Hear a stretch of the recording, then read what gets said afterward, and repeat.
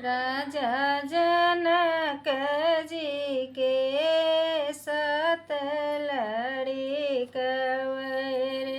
सातों में सीताया केली।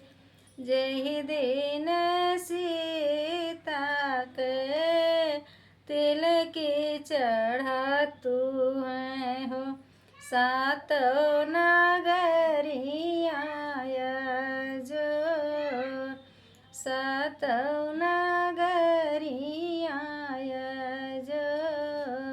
जहि दिन सीता के ब्याह होतु है, सातों महलिया जोर, सातों महलिया जोर।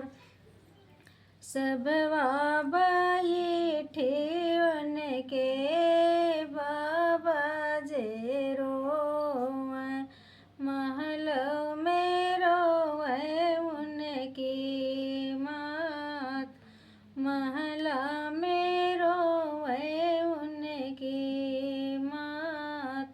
खमिया पकड़ी सातों भैया जे रोवाई, आज सीता भइली पराई, आज सीता भइली पराई। जिनि रोवाया अम्मा हो, जिन रोवा बाबू, जिनि रोवा भैया हमार, जिनि रोवा भैया हमार।